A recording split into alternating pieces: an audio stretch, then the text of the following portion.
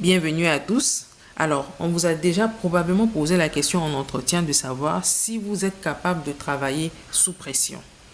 Alors, que signifie cette expression? Qu'est-ce que le recruteur veut savoir en réalité et surtout, comment faut-il répondre?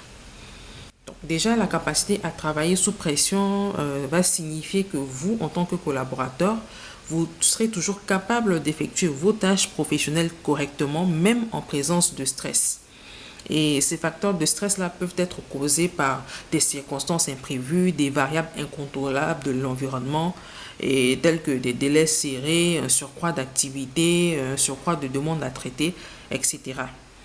Donc, travailler sous pression va signifier que même dans ces circonstances-là, vous serez capable de mettre sur pied une organisation pour gérer votre temps afin de ne pas vous laisser submerger par une surcharge de travail ou encore par un délai à tenir. Et surtout, être capable de bien mener sa mission malgré tout. Donc, quand un recruteur vous pose cette question-là, il recherche avant tout une personne qui peut rester maîtresse d'elle-même, sereine, réactive en cas de situation imprévue ou bien encore de situation qui demande du sang-froid et de l'organisation. Et tout cela sans se laisser dépasser par la dite situation et surtout sans se laisser dépasser par les émotions et arriver tout de même à délivrer une excellente qualité de travail. Pourquoi? Parce qu'il existe des collaborateurs qui supportent difficilement d'être mis sous pression.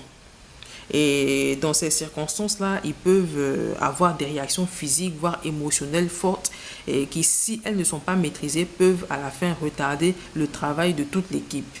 Donc certains peuvent se mettre à pleurer, à s'énerver, à crier sur tout le monde, etc.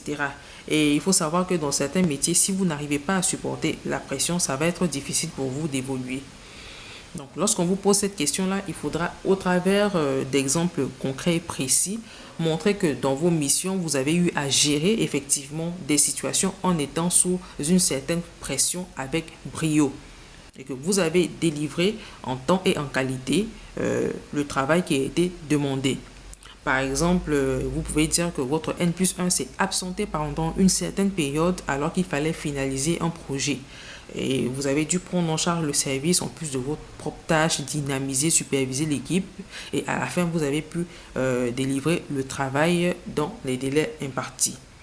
Mais surtout, il faut rester honnête et authentique et ne pas jouer au Superman en disant que la pression, ce n'est rien pour vous, que vous pouvez gérer juste parce que vous voulez avoir le poste. Parce que si vous le faites, vous mettez en danger.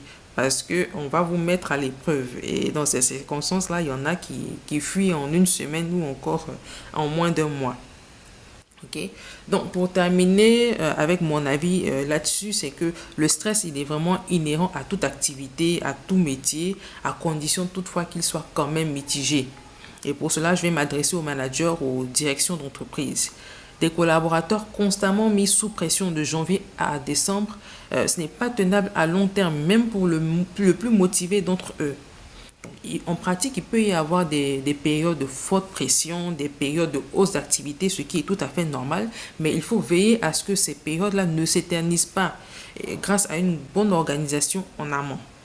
Autrement, quel est le risque? Le risque est de se retrouver avec des collaborateurs en burn-out ou encore avec une forte rotation de votre personnel.